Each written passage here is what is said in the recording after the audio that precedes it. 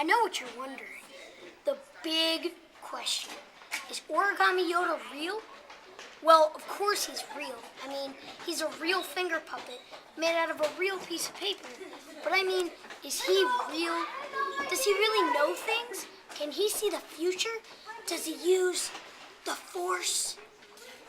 Or is he just a hoax that fooled a whole bunch of us at Macquarie Middle School? It's really important for me to figure out if he's real, because I've got to decide whether to take his advice or not. And if I make the wrong choice, I'm doomed! You see, it has to do with this really cool girl, Sarah, and whether or not I should risk making a fool of myself by asking her to dance at the PTA fun fair. Origami Yoda says do it, but if he's wrong, total humiliation. So I've got to find out if he's real. I need solid answers. I need scientific evidence. That's why I went around and asked everybody who got help from Origami Yoda to tell their stories. Then I put all the stories together in this case file. To make it really scientific, I let my friend Harvey comment on each story. Harvey has never, ever believed in Origami Yoda, even for 1 second, and he still doesn't. In fact, he says he's 100% sure that Origami Yoda is just a green paper wad. So he tried to find the logical explanation for all the really weird things that happened. And then I commented on each story too, because after all, I'm the one who's trying to figure this whole thing out. My other friend, Kellen, wanted to help too, so I let him borrow the case file. Instead of adding anything useful, he just doodled all over it. I was mad at first, but actually, some of the doodles almost look like people from the school, so I didn't bother trying to erase them. And anyway, I don't have time for that. I've got to study this thing and make a decision. Is Origami Yoda real, or isn't he? Oh yeah, I almost forgot about probably the most important thing after Sarah and Origami Yoda's advice. Dwight. Dwight is the guy who carries around Origami Yoda on his finger. The strangest thing about Origami Yoda is that he is so wise, even though Dwight is a total loser. I'm not saying that as an insult. It's just a fact. Dwight never seems to do anything right. Always in trouble, always getting harassed by other kids, always picking his nose, always finding a way to ruin it for everyone, as the teachers say. If he would just listen to Origami Yoda's wisdom, like the rest of us, he would have it made. But no, he ends up barfing in class because he ate 13 servings of canned peaches at lunch, or stealing a girl's shoe, or wearing shorts with his socks pulled up above his knees. He even managed to turn his good points into loser points.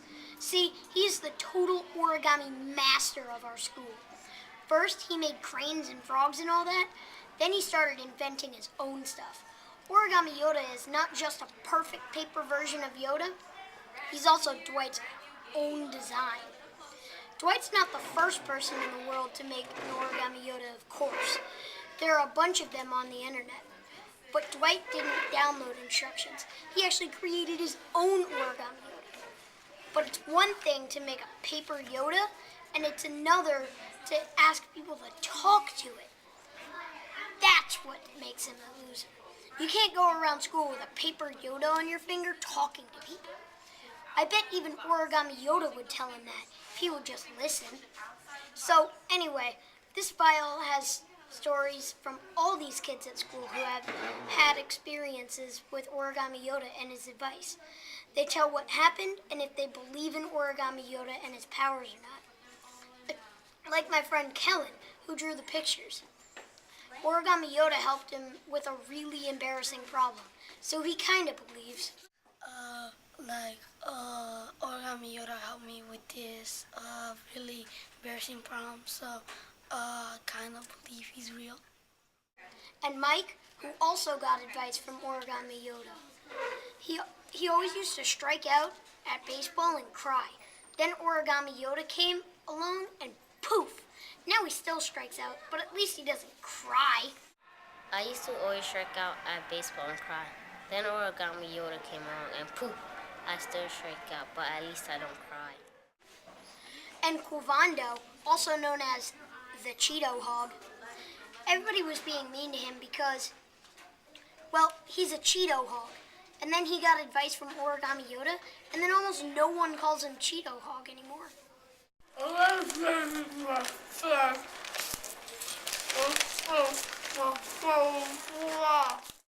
And of course, Harvey has never, ever, ever believed in Origami Yoda, and probably never will.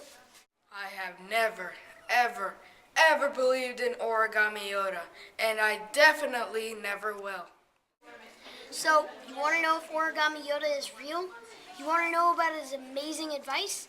You want to know about Sarah and Weird Dwight and why Harvey totally doesn't believe? And you want to know who that is actually dancing with an actual girl at PTA Fun Night? Read my case file. I call it The Strange Case of Origami Yoda.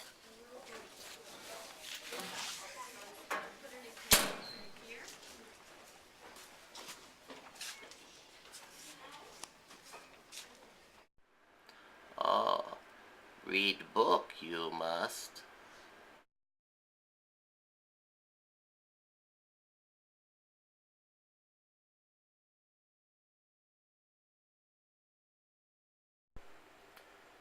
For Origami Yoda, you will vote.